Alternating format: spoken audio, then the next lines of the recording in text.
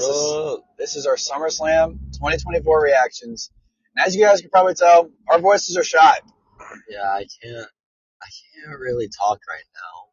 My voice is very much dead and it hurts to talk. So we'll get through it though, because SummerSlam was hype.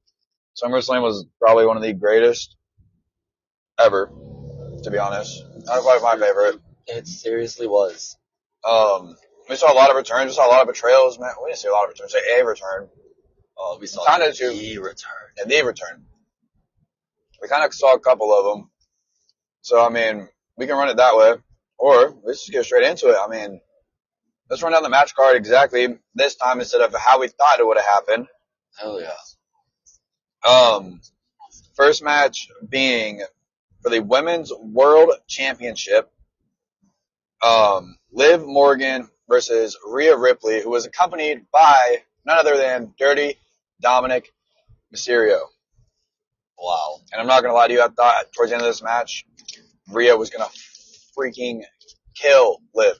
I thought she was going to kill her. I thought like she was going to go wild. Like, Liv went outside. I think she's the one that introduced the chair first. And when Rhea tried to whack Liv with it and Dom pulled it out of her hands to be like, you can't win like this, like, not really betraying her in that moment, but seeing what happened minutes later, he was screwing her over then. It's like insane. Yeah, it was. That match was to me, it was good. It was so good. I love the storytelling behind it and everything.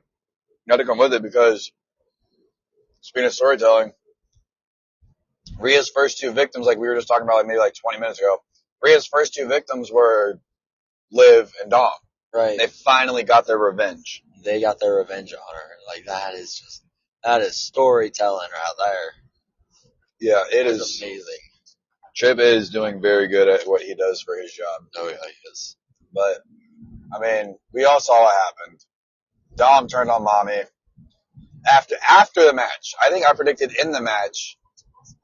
Well, can we say it was in the match? Because it was in the match. Oblivion. It was in the match. I can't remember exactly what I think we'll have to, we haven't gone back to rewatch it all, so we only have what we remember from what happened last night. I'm pretty sure Dom slid the chair in, got up on the apron to distract the referee, and before Rhea could pick up the chair, Liv hit the Oblivion, and then Dom started smiling. Dom was smiling, and then after the match, he picks up Liv, and he fucking kissed her. He kissed her. He kissed her. That is insane. Dom, what are you doing? Come on, Dom. We're not doing this. What in the world, bro? You just lost probably the greatest thing to ever happen to you, as in terms of relationship in the company. Now, outside of the company, your wife, sorry about you, bud. You might be asleep in the dog pound for the next few weeks. You might even be filing for a divorce. We don't know yet. Because last night was crazy. All we know now, though, is Mommy's single. Holla, holla. Mommy holla. Gotta holla. And shit, dude. I think it's time that Mommy and Jay get together. It is time for Mommy and Jay to be honest. Together. I think it's time for that to come around. I think as well, I think Braun Breaker is going to run the mid-card now. Yeah, he's definitely going to have that IC title scene on lock after he won the second match of the night for the IC title against Sami Zayn. Dude, that one was, I don't know. It was kind of quicker than I thought it would be. Yeah, I thought with this PLE being 4 hours, I thought it was going to be a lot longer matches, but half of them were 15 minutes long, maximum. Yeah, this one was one of them. This one was, Breaker, I think, through the course of the match, hit a total of 2 spears. I don't think Sami hit any haluva kicks. He went for one, but missed. Yeah. It was an explosive match, though. It was a great showcase for Breaker. Got to see the Breakensteiner live. That was awesome. Dude. And we actually got to meet with his uncle over the weekend because we went to WrestleCon, and we got to meet the Big Papa Pump, Scott Steiner, who Scott Ryan Steiner. was fortunate enough to get an an autograph from. But we did ask the question, and I'm gonna have Ryan tell him the story. Or we asked him the question, like, what you thinking about, like, everything that Breaker's doing right now on Raw, and like what you think of his moves, and like how athletic he's an athletic freak. It's insane. And Steiner looks at us and he goes, "Yeah, he's doing really great, but he's stealing all of my shit." Doing all the moves. I did see this morning that his dad and obviously Scott were very excited that he won the IC title. It was good for him. The Steiners they're built different. Built different. Just built different. That's all I gotta say is that they're built different. You can't get Steiner genes if you're not a Steiner. Like there's no way you can there's no way you can just do that. Nah, bro, he's absolutely insane. But there's not too much else to add on to that. Like we just said, Breaker's about to run this mid card now on Raw. Yeah. I think he should. Maybe not as long as a Gunther title reign, but I think he should hold it for a while. Yeah. Put it at the very least until Mania or past Mania. I would say probably he drops it. I say he holds on to it for about a year. Really? I think that's a good reign. I think that's a bad call. Having a year-long reign would be good. So, I mean, you could run a lot of people through. You could have Breaker run through a lot of people. You could have him run through Sammy again. You could have him run through Kaiser, who we got a kind of little word from yesterday at the pop-up meet, or not a pop-up meet and greet, but the meet and greet we were at, that he's coming back soon. Yep. And I told him, I was like, we all miss you. He goes, thank you. And he walks away. I think Kaiser is coming back. I mean, he was with Tiffany, obviously, his lady. So that was pretty cool. But at that meet and greet, I kind of want to go off topic a little bit. At that meet and greet, we got to meet Otis, Tozawa, Maxine, we got to meet Omos. Dude, it was awesome. Yeah, we didn't get to meet Omos. We got to get pictures with everybody. Yes. But we didn't get to get pictures with Tiffy, Kaiser, or Carlito. Those were the first bunch of superstars that were up there. But we did get pictures with Otis, Tozawa, Maxine, and Omos. And Omos is absolutely gigantic. Which those are on our Twitter at AR Wrestling Pod. I posted those yesterday, so like I said, they were probably some of the coolest people that we could ever meet, dude. I loved it. Otis, I don't know, dude. He's like that redneck that just, oh my god, he fits Otis fits the role perfectly. It was so and what he plays and his in-life character, his in-life self, he's so cool. Dude. Otis just brings the energy. It's amazing. So Maxine, she was pretty cool too. I didn't really see much of her. Like, she seemed nervous being there a little bit because I got a high five and I noticed she looked a little nervous when she was walking through the rest of us to walk away. Maybe, But I mean, that was pretty cool. Omos, I asked him, I was like, hey man, I gotta know, how you 7'3"? He goes, I eat my vegetables. Yeah, he just goes, I eat all my vegetables. I think Omos, he got stretched out as a child. Like they did stretch therapy or whatever, and they gave him 6 more vertebrae or whatever. Seriously, this dude is a freak. It's so crazy. Obviously, it's one thing to see him on TV and stuff, but then to be there in person, get a high five from the dude, and to see how big his freaking arms are when he puts them on your shoulders. It was like I was squatting 135 pounds. I was like, bro, your arm should not feel that heavy. No, your arm should not be that heavy. That's amazing. It was a great time all around. Oh yeah, very great. Met some amazing people. Yeah, dude, we loved the fans. All the fans we met there, we were just like them, dude. We were just so excited to be there. It was awesome. The interactions were amazing. We got to meet an indie wrestler, who he's kind of an up and coming indie wrestler. What's his name? Captain Kennedy. Yeah, he seemed pretty cool, honestly. I hope the best for him. We might have him on some time. We might have to do some talking with him, so we'll go from there. And we also went to Friday Night SmackDown, so that's why my voice is kind of gone. Yeah. There's a lot of screaming over Friday and Saturday. Yeah, there's a lot of screaming in 24 hours. It was not good. Yeah, we were kind of going insane with everything that was happening. It was just an absolutely electric weekend. Agreed. I think it's going to push us into our third match of the night, which would be, what was it, Ryan? Logan Paul versus L.A. Knight. Yeah. I can't do it loud, no. But it was for the United States Championship. And oh my gosh, we got a new U.S. champ, L.A. Knight. Yeah. The megastar. The mega star. Dude, we got to see him at Sami Zayn Cleveland, or Sami Zayn and Friends to Cleveland. He was cool as fuck, dude.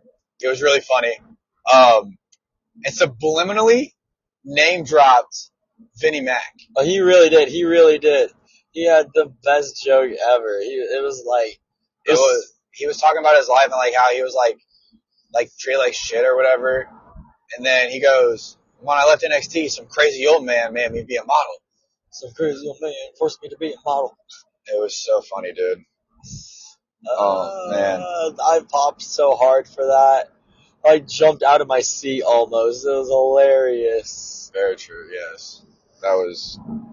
Oh my god, dude, that comedy show was so funny. It was. It actually was really funny. I do recommend anybody that gets the chance to go see Sami Zayn and Friends or like any of his comedy shows. I recommend it highly. After that, Kathy Kelly is always there. From what he said, his wife's always there. Kita, dude, it was a great time. But I mean, for the match, dude, there's a lot of spots that Logan Paul was like. He was a star, dude. As much as I don't like him, I'm assuming you don't like him, dude. He was a star. He really did. Logan Paul had a really great performance with that. I think it was some insanely nuts springboard. Like, he jumped onto the top rope, not onto the turnbuckle, onto the actual rope, flipped himself around, and then did a backflip onto LA Knight. I think it was absolutely nuts. Yeah, he springboarded from the middle rope onto the top rope. On the opposite, like, not the opposite, like, corner from the ring, but, like, the ropes right next to it on the left, and then just did a backflip on the Knight, and, dude, that was crazy. I watched a replay this morning from it, and it was nuts. Yeah, Paul was actually really impressive in the match. Like, no matter what you want to say about it, despite all the people around us, we did have some Logan Paul fans right in front of us. Yeah, a couple Logan Paul fans, but, I mean, what can he get? Well, yeah, he's not even from Cleveland. He's from Westville. He's from Westlake. Westlake, yeah. But, dude, it was absolutely insane just to be there in the crowd. Everyone went nuts for LA Knight, as we should, as everyone always does. It's amazing. Very true. Oh, man. But with LA Knight winning this will push him to stardom, I think, even more. Because now the Megastar has the title, and I was saying, the Internet Star versus the Megastar. And the Megastar came out on top. Oh, yeah. And I think his first feud is setting up already on SmackDown. It'll be, I think, either a singles feud with Andrade or Mello, or maybe a triple threat feud between those three. Okay. I wouldn't be mad about that. I think it'd be good. I think Andrade deserves it, though, because him and Mello have been chasing that title. But Mello's lost twice to Andrade. Yes. So Mello's been missing. Mello has El been missing. Idolo. Yeah, for real. We'll go over our prediction or not our review for SmackDown and Raw later on tonight. We're gonna go live again, but we wanted to get this one out for y'all because SummerSlam's over. So, I mean, dude, it was such an electric weekend. I was, like you saw me, I was I was all jittery and shit all weekend. Insane. I couldn't control the excitement. Every single moment of it was absolutely great. We loved all of it. But let's move into our fourth match of the night, which was Bayley versus Nia Jax. And I'm not going to lie to you, I almost thought they weren't going to invest in this briefcase. Really? For a minute there, I thought it. But I was like, you know what? Like you and Kobe were saying over the weekend, it wouldn't have mattered. It wouldn't have made sense if they would have made the briefcase, to not invest in it. Right. So, speaking of that briefcase, it's absolutely, we'll go more into it obviously when it was actually revealed on SmackDown and we go over that. But that briefcase, perfect for me. Really. I mean, I know we were more so, I at least was more so imagining more of a traditional briefcase, just really hot pink and a lot of diamonds on it. But the fact they made it a purse with a shoulder strap is so good. I thought they were gonna do uh, like a briefcase, but it was all hot pink and all the lettering was white and all the gold shit was still gold, like on the handle and the locks and everything. Right. So I mean, I did notice though when Bayley broke her briefcase, there was a contract inside. There was. So they did fix that blunder that they had over the years. So that's a good thing. It's at least a contract. It doesn't have to have anything on it, but it's still there. It's still there. But yeah, so I think as well, we're going to get into this match a little bit more. I mean, Bayley and Nia kind of went at it for a while, dude. But Nia just absolutely pummeled Bayley in the end after Tiffany came out. Yeah, Nia was whooping her for the most part. Bayley was getting some good offense in there. It was really unfortunate. I noticed a lot of people chose this match as their bathroom break match too. Yeah, I was going to mention about it. I was like, I didn't want to. But it wasn't a bad match. It wasn't a bad match at all. I just don't think a lot of people like seeing Nia, to be honest. It's a mixture of, I don't think a lot of people wanted to see Nia. Not a lot of people were invested into Bayley's title reign either. Yeah, I think this time around for Bayley, she was a transitional champion. Really, unfortunately, I have to agree. Which, I mean, it plays well into Nia being the queen of the ring, which I do like. But it more so, like, it will set up her and Tiffany, in my eyes. And Tiffany will become the youngest women's champion in history. Yes, do that shit. Give Tiffy the absolute, world. Strap a rocket to her back and shoot her into the stratosphere. Tiffany Stratton, the center of the universe. Well, that's exactly what they're doing with a breaker on Raw right now. Right. They're just having that. Yeah, well, they don't have any mid-card titles for the women's yet. I think they might be making some. I've seen a bunch of rumors that they're going to start trying to bring them in, see what happens. Because, I mean, they essentially experimenting with it right now in NXT with the women's NXT North American Championship, which I believe Kalani Jordan is holding. And, I mean, she has been a stellar champion, to be honest, giving her creds. Her man's Carmelo might be fighting for the U.S. Championship one-on-one or in a triple threat, or he might lose to fucking Andrade again. We don't know. I actually hadn't even thought about the fact that them introducing the North American Women's title on NXT could be them running the test run of them introducing a mid-card women's title on the main roster. Yeah, I don't know if they have a women's tag team championships, though. They don't have women's tag team championships on NXT anymore because they got unified with the main roster ones by, I think it was Shayna and Ronda. I gotcha. Yeah, I don't have much for this match. Nia came out on top. Tiffany would look like she was going to come out. I was screaming. I thought she was going to cash in. I think it was Bayley's first ever person to kick out of the Annihilator. I think she is as well. I think she is the first person to kick out of that. Nia ended up having to hit two of them to end the match, two consecutive ones. Boom, boom. She thinks Cody Rhodes hitting multiple finishers in a row. Yeah, don't quote us on that as well. We're not at our normal setups right now. We're actually on the road back from Cleveland, as you guys can probably tell. Right. But that could always be incorrect, but I'm pretty sure, from my memory, that's right. Yeah.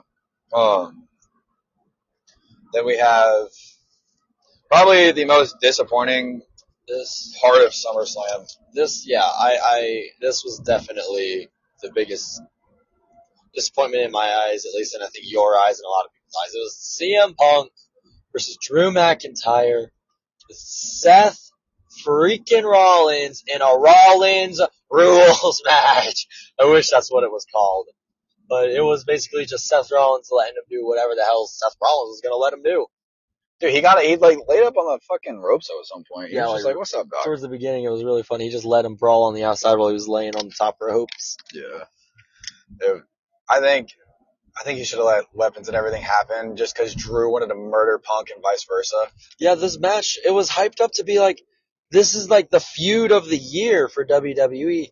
And it was, so I kind of understand why they did it. So I'll get into that in a little bit, but it was just like y'all, like he had your wife's name on on his wrist, and like not a whole lot really happened, to be honest with you. That was about it. Punk got his ass whooped for a lot of it. Yeah. It was more like kind of a squash match. That's how I seen it. I hate to say it that way, but unfortunately, the Punk did not take a W when on its return match. Yeah, and that's not even the part that I'm disappointed about. That Punk lost. It's just the match didn't live up to the hype that it had. No. Which I guess you can say is because they're trying to build it for more. Is they're trying to like, they give us a little bit now so that we're like, oh, what the hell was that? So that when they run it back part 2 and then part 3, they'll go absolutely ham and hopefully go insane on each other. So yeah, because Tripp's loving these best 2 out of 3 type deals. He is, yeah. He does like to run a series now. And honestly, I asked you earlier, do we think there's going to be a trilogy of Rhodes and Reigns? And I think we both agreed on that. I think at some point there will be a third between those two. Just don't know exactly when yet. Yeah, but I'm just, this Punk match, it was his return match. The pop, being part of it was like unreal. Like, that I'll never be upset about. Like, the fact that we were actually there for his return match was just unbelievable. And then being there for the pop with his entrance, everybody went insane. Yeah, I had lost my voice after the first match, and I just said, fuck it, we're screaming all night long. Yeah, I was yelling CM Punk at the top of my lungs. Well worth. It's well worth. But, yeah, no. Punk walking out with the loss. Wasn't really happy about it. Less happy even after I feel mediocre at best match. Yeah, they could have done so much more with it. Like, come on, man. You could have named the stipulation and everything. I mean, I get why they didn't call it Rollins Rules, but I mean, it still would have been cool. It still would have been really good, yeah. Like, add some effect to it. Just don't let them fight, and then, like, he, like, hinted on, Raw, there may be no disqualification, there may be disqualification. Right. There may be no count out, there may be a count out. Right. There kind of was, but wasn't. He started counting at one point, and then it just stopped and laid on the ropes. I think that was that spot. And then at one point, he like pulled the chair out of Drew's hands, I think. Yeah. And then handed it back, or then let him hit Punk with it later. Something like that. I don't know. Something along those lines. But Punk ended up laying out Seth with a GTS. Yes. Which I think instantly starts to build towards Punk versus Seth. Even more. A singles match. I think that's, because you're the one that's really thrown it out to me a lot. A triple threat between these three. Between these 3. And I think the way that we get there is, first we run a bunch of singles matches between them. Like Punk versus Seth needs to have a singles match. I think run Drew and Punk again in a singles match, this time in the Cell at Bad Blood. Yes. And then do a triple threat at, honestly, Mania. I know it's really, like, that's a long ways away in terms of, like, how they're going to tell this story and stuff, but I don't know, I think they could do it. They're still pulling the Bloodline story, and we're 4 years later. You're right. You're very right. I mean, I don't know where we're getting here, but I kind of want to see the triple threat at Bad Blood inside the Cell. That would be one match. If I had to put the Hell in a Cell in Bad Blood, I put the men's, I would do Rollins, Punk, Drew. Because they all have beef with each other in some sort of way. Oh, yeah, real beef. And then the women's, especially after last night, I would definitely do Rhea Ripley and Liv Morgan. Oh, yeah. That would be so good. I want to see Rhea hit like a riptide into the side of the damn cage. Absolutely murder. Wreck Liv, sorry. But yeah, I like the idea of a series of singles matches. I mean, if you do Punk versus Rollins, you think Drew screws Punk? I don't think Drew gets involved. I think Drew goes after the world title. I think he goes after Gunther. I've been thinking about it here for a little bit. I think he's going to use this win over Punk to be like, I beat the quote-unquote best in the world. And so I think I should go and get a world title shot. And maybe he does that while Seth and Punk rip each other apart until eventually he gets back involved with that somehow, some way. Because wait, didn't he get didn't McIntyre? He has the bracelet. Yeah, he got the bracelet after the match. So it could always be like Punk can go back after Drew after he's done with Seth because Drew still has that bracelet. Maybe. I think I'm going to still hold strong on my theory of the triple threat. It doesn't have to be a Bad Blood, really. It could be Bash of Berlin. You do just one normal triple threat with no cell, and then put all three of them in the cell after. Yeah, I honestly. Like I just want to see these three fight each other as much as possible. It'd be awesome. But two other dudes who I could watch fight nonstop until the end of time. Big, meaty man, smacking man, meat. That hurt to say. Gunther versus Damian Priest, and all the damage to my voice was literally done during this match because I was jumping up and down and screaming for Gunther to win. Dude, it was nonstop. So funny. Oh my gosh. I was back and forth all match. Like I wanted Damian to win because like he's the face in this, but like I wanted Gunther to. I had Gunther predicted.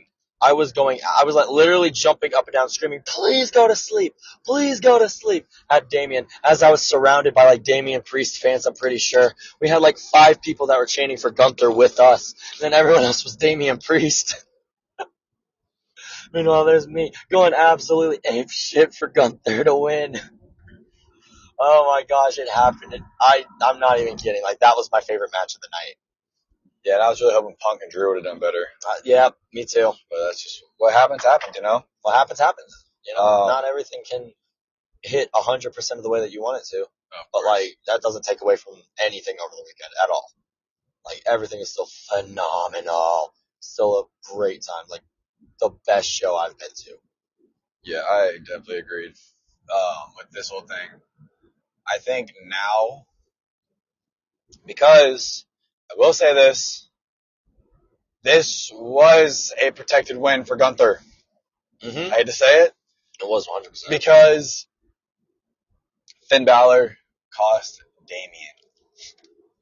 I was yelling. Judgment Day fucking imploded over the weekend. Imploded. Judgment Day potentially just no more. I think we've been throwing around the idea we'll see this new Judgment Day and then everyone's gonna leave Rhea and Damian. Mm-hmm. So it's gonna be the Terror Twins now. And then Jay's gonna come in and holla. And let me holla. Oh man. I think realistically though, I think Balor and McDonough are going to be like essentially Liv's bodyguard while Liv's trying to build up Dom to be some star. Because like Dom's not taking the Intercontinental title off of Breaker. I'm sorry. No, he's not. And he's not touching Gunther. Yeah, he's not going to touch Gunther. So you can't go to SmackDown because that's not where you're at. He was drafted to Raw. Right. And they split the tag title, so you can't even do that. So now where do we sit? Now we're sitting at a kind of a standstill with Dominic and standing at a crossroads. Whoa! Oh, I agree. Dude, when Balor put Gunther's leg on the rope, I popped so hard. I yelled, "Thank you, Finn! Thank you, Finn! Yes! Yes!" Dude, I was just in awe. I was like, no way. Like, I think we had predicted that Finn would eventually turn, but I thought it was going to be later. I honestly called no Judgment Day interference in this match, personally. How did that happen? I said that I didn't want anyone to get involved. I wanted this to be a clean win for Gunther or a clean win for Damian, no matter who won. But the interference that we got didn't affect, like, the match. I mean, it obviously did. Yeah. But it wasn't, like, as heavy as an interference as, like, what we're used to with the Judgment Day.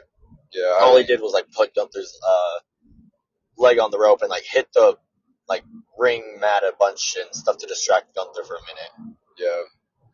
I don't know, man. I was very happy with this one, though. Like, I me personally, I was absolutely ecstatic for it. This was my favorite match of the weekend.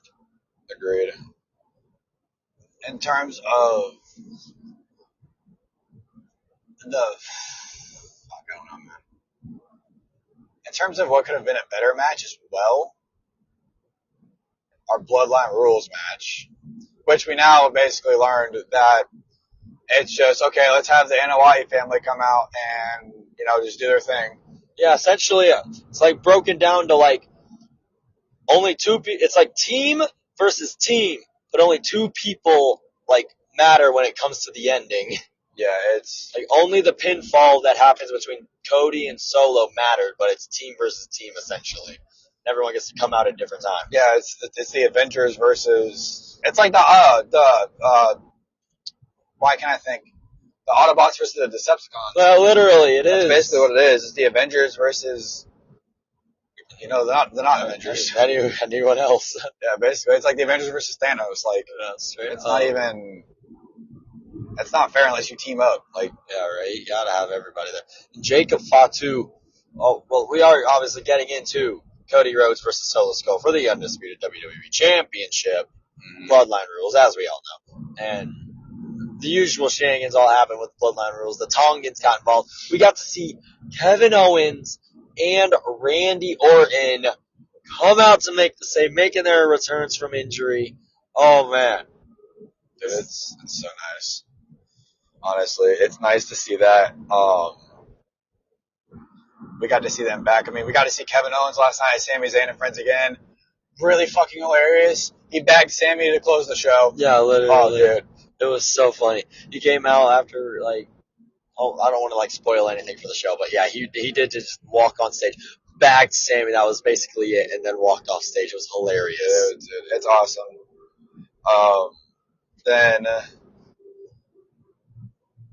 with the Tongans coming out and then him coming out, like you said, you saw Jacob, you wanted to talk Jacob. Oh, yeah, Jacob Fatu, of course, came out after Randy and Kevin fought the Tongans into the crowd.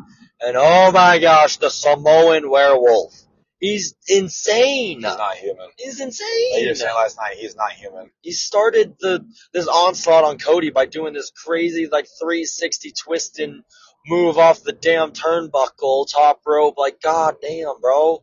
And then you saw a post earlier today, though, that saw Jacob in a walking boot, though. Yeah, it looked like when he hit that splash onto the table. Yeah. He was holding his ankle. He was holding one of his ankles, but he kind of switched in a sense. I thought it looked like he was holding his left to me, but then it moved to his right. So I don't know what ankle it is. But Jacob Fatu right now is. I mean, he's not injured. I think he just needs to be in a boot for a couple of days, to help it heal faster. Yeah, he might be off for a week or two. Yeah. In terms of in-ring action. He might still be on TV, hopefully. He is a tag champ now. Yes, he is now tag champ, which we'll get into later on today. We just gotta go back and rewatch SmackDown so we can pick up everything that we missed while we were sitting there, commentary, mics, and all that. Right. And the voices and shit. Then there's the part we all want to talk about. The prediction I had months ago. From Backlash, this man called it. He can see the future, I tell you. I swear to God. Our tribal chief. He came back. Roman Reigns. Acknowledge him. Acknowledge our new tribal chief. He's our original tribal chief. Our OTC. The OTC, baby. Yeah, dude. Dude, the pop. It was insane. I look down. I look up because I see the screen went black. And then I see head of the table. I'm like, holy shit, no fucking way. I saw head of the table. Because I was I saw rumors all day. Roman's in Cleveland. I'm like, even though I was prediction, I was holding strong on it. I was holding out the entire time. And fucking it happened. It happened. He's here. Came out with a new theme, obviously, to represent the fact that now he's a babyface. Everyone loves our tribal chief. Acknowledge him, please. You know who we get to see back on TV too? Who? Ladies and gentlemen, my name is he wasn't there. Paul Heyman. Yeah. He wasn't there. He wasn't there at SummerSlam, I but don't know. we'll probably see him on Friday. I hope it's Friday. I hope it's Friday at some point. I'm If pushing anything- for Friday. If anything, I hope it's actually pushed back for Roman and Solo's first singles match. I assume they're going to do maybe multiple of those. I'm not going to lie. Really? You think it's gonna be? You think you want to wait that? You think they're gonna wait that far? I think they're going to let it go that far. I think it's going to be like, it's going to go. I think Solo's actually going to beat Roman the first time too. There's a hot take. That's a really hot take. That's a real hot take, bro. I think Solo's going to start to beat Roman in this feud, which results in Roman having to go get his original bloodline back. Yeah, because he's getting beat down by this new bloodline, these animals. Mm-hmm. So now, like, you know, you've been throwing out this idea that you said he's got to go back and get his original bloodline. So he goes back and gets Jimmy. Jimmy was backstage at SummerSlam. He was. There was a picture posted from backstage. He was at SummerSlam. Then Jimmy would. I think what's gonna happen is Jimmy is gonna try to get with Jay, but Jay, like you and I have been talking about, Jay's gonna be like, dude, no, like I don't want to be with you. You screwed me, so why would I want to help you in something that you guys screwed me over in? So, like you talked to me about, who do we bring in? The honorary Uce. The honorary Uce. Sami Zayn. Have him come in and bring them back together. Because he knows how Jay is. You know, Jay doesn't feel oozy sometimes. Right. But I think what's going to happen is Roman's not going to like this idea of having the honorary Uce. Really? So, yeah, this just popped in my head. I think what's going to happen with Roman is Roman's going to be like, okay, now I got my Usos back. Now he's going to try to go for probably Zilla, Haku's third son, or this kind of idea I've been hopefully holding out on. It didn't happen at SummerSlam like I wanted it to, but I think Jacob might join Roman. He's a fat too. Yes, you're not wrong. He's not. We've got different stances when it comes to that one. I Solo's personally, a fat too also. So I personally do not want to see Jacob join Roman. I like Jacob being this absolute dominant heel.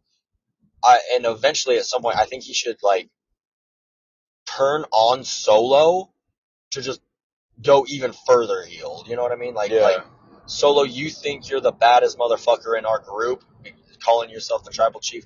It's me, actually. And he just absolutely destroys Solo at some point. Which is why they pushed back Jacob's debut so far, because they were afraid nobody was going to want Solo. Yep.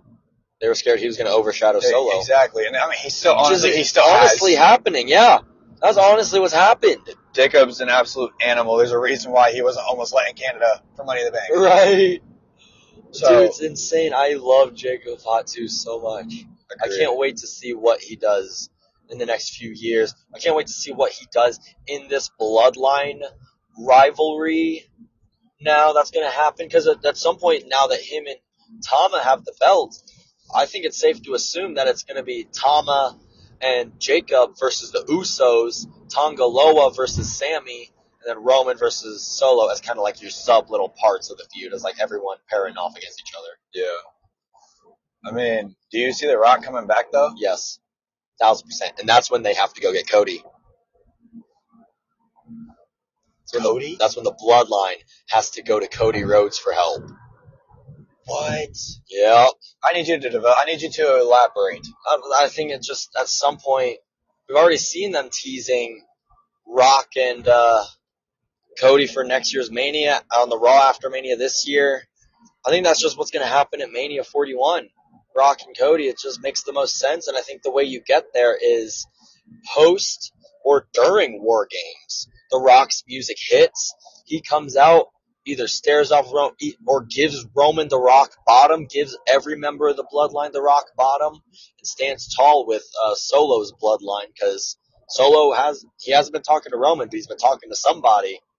He's been mentioning that remember? Yeah, it's true. So I think that's the final boss that he's been talking to. And I mean, we did, dude. I noticed it when they cut to Solo's face and Roman's music hit. He was like, oh shit. And I looked right at you and I started screaming. He didn't fucking talk to Roman at all. He didn't talk to Roman. He was claiming he did this. Dude, that was crazy. I mean, granted, he is the tribal heir. So technically, by what I would assume Samoan rules is, Solo is the tribal chief. Not my tribal chief. He's not my tribal chief, but he's the tribal chief. So, I mean, I don't know. Are we going to run? You can run this. You know how they do Roman and Solo? How? Tribal combat. Yes. Oh, yeah. Oh, yeah. I think that has actually, that'll be good. That would be the way you do it, is tribal combat. That'll be and good. You fully go through with the tribal combat here. Yeah, you bring don't out do the what you blood, did with you bring Jay. out everything. Yeah, don't do what we did with Jay a year ago. Jay and Roman a year ago. That was kind of disappointing and way too long of a match. That's what I'm saying, man. The Jimmy turn was fun, but... I mean, hopefully they'll do something with Jay soon, because, I mean, fucking...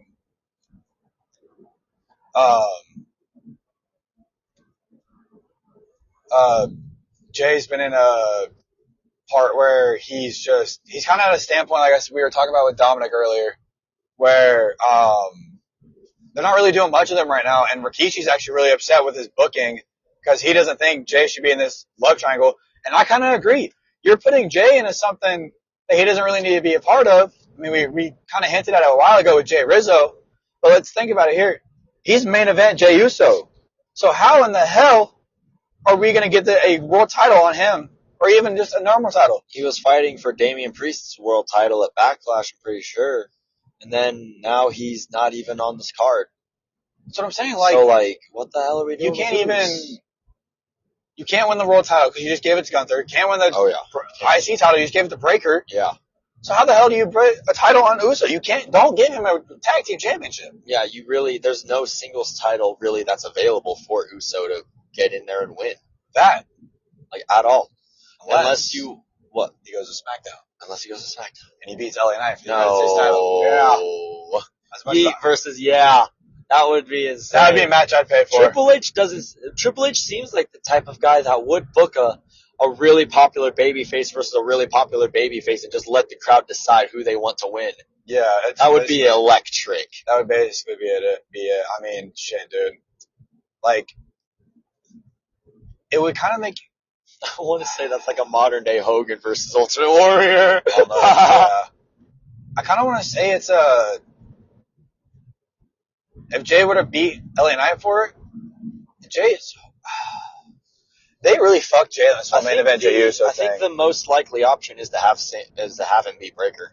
Honestly, not now. Later, way later. Like you said, honestly, a year-long title reign. Do like a triple threat. Give Breakker a protected loss. Yep. Or if Breakker, I like your idea of a year-long title reign for Breakker. If he does hold it for a year, that gives Jay time to do the Bloodline Civil War, reunite with Jimmy for a couple months, and then say, we're all cool again. We're family's family, but I still kind of want to go do my own thing, have him be I really, really just want to go, make a name for myself. Roman and Jimmy. That would be Sammy and Jimmy. That's true. Sammy's in on this. I mean, we did talk about Sammy and Jay, though, potentially being a tag team. I do like that. I really like that. It was after today. Or after yesterday. We talked about it. It was after Sammy loses the IC belt. You and me talked about that. I like that idea. So, I mean, it would suck again because now you lose the main event, part of main event, Jey Uso. But, I mean, it would give Jay something. Yeah. But you just gave it to the Bloodline. Yeah. How the fuck did you just give it to the Bloodline? So, here's the thing, though. We have Freebird rules. The Bloodline is holding the tag team championships. Yeah. So does that mean since Jacob may be out for weeks and Tama needs to defend those titles, he brings in Tonga, then we have God kind of defend the titles, go from there? I wish. I'm not a big fan of Tonga Loa, though. I'm not either. I didn't know much about him before he signed with WWE. I didn't know he was a free agent when he signed with WWE. Him and Tama both I think I kind of understand why now. He messed up when he debuted. He messed up grabbing the ref. He messed up hitting Kevin Owens in the dick, at whenever the fuck their match was. Yeah. He missed that low blow. He completely botched it. That was on SmackDown. That was on SmackDown, something like that. Yeah, you're right. And then he biffed picking up Cody and running him into the corner of the ring. Yeah, what the fuck? Bounced him off the ropes, and then Cody had to, readjust him into the right spot. So I'm personally not a giant fan of Tonga Loa, and I just want to see Jacob Fatu and Tama Tonga be the tag champs. I agree with that. I mean, Tonga is. I feel like he was only brought into this just to be a reinforcement. I think he was. I think their original idea was to do God, Tonga and Tama, and then Jacob came in. They realized, yo, Jacob's getting a lot of momentum. People are really liking this guy. So Everyone loves Jacob. yeah, so I think at this point they were like, and also he's the best wrestler in the group. Like, it's just Honestly. undeniable. He's the best wrestler in the current bloodline. It's unfortunate they have what they have right now, but I mean, at the same time, it's very fortunate. I mean, Tonga needs to go to he needs to go to NXT. He needs to go back to developmental. Honestly, it's not a bad call. He just needs to do his spots better. That's it. When we do finish this Bloodline Civil War, I could see that. I'm not even lying. I could see him go down there as like, kind of the character that Solo played when he was in NXT. No, but I do at the same time. No, he was a bad motherfucker. He was the shit. Like, that's why I was so excited for Solo when he became the enforcer for Roman. Oh man, dude's nuts when he really gets after it. But I'm not a big fan of like those current tribal chief shit, which I think is the point of it. But nonetheless, I think that's kind of the character that I think Tonga Loa should go into NXT and play. The type of dude that walks up to Gunther of all people and goes, "This Sunday, I'm gonna make you my bitch." He said that to Gunther. That's true. Dude, it's shit. Oh yeah. SummerSlam was awesome. SummerSlam was unbelievable. It was like best purchase possible. Yeah, We just had like the best weekend imaginable. It was fucking awesome. it was amazing, dude. Got to was meet able all to sorts catch of up for us. legends. Got to meet all sorts of legends. The modern day like workers that we're all like paying close attention to right now. It's got to meet a ton of cool people. Oh yeah, Like, dude. Like you're saying, just the overall experience, dude, was amazing. exactly. Wrestling fans come out like nobody else. They're the most compassionate. I'm telling you. The most compassionate. The type of fans that are going to chant, "We can't see shit," at the production crew when the lights come up and after the sun goes down because they're too bright. The type that yells, "Fuck you, Solo," while they're surrounded by kids in the stands, not giving a shit. Dude, I've seen a lot of I see. seen a lot of shit with like just being a fan of like football, baseball, basketball. Like I've been to all sorts of sports games: basketball, football, basketball, soccer. Been to all of them. I'd like to go to hockey. I think it'd be cool. I've been to hockey a couple times. It's really fun. You don't see any more compassionate fans than wrestling fans, or if you're from Philadelphia. Yeah, Philadelphia's the exception. Philadelphia Anywhere is in the only, Philadelphia. yeah, literally Philly. If you all the Philly fans, dude, they're insane. But I mean, that's all I had for our SummerSlam weekend. We're gonna put out the vlog once we get it up or edited and everything, and yeah, that's all I got. Oh yeah, I ain't got too much else to add onto the seat either. Shit, sorry. So I mean, But ladies and gentlemen, we thank you for listening. Make sure to go follow our socials at for Twitter being AR Wrestling Pod, our Instagram being AR_Wrestling_, our Podbean, Apple Podcasts, YouTube, all AR Wrestling.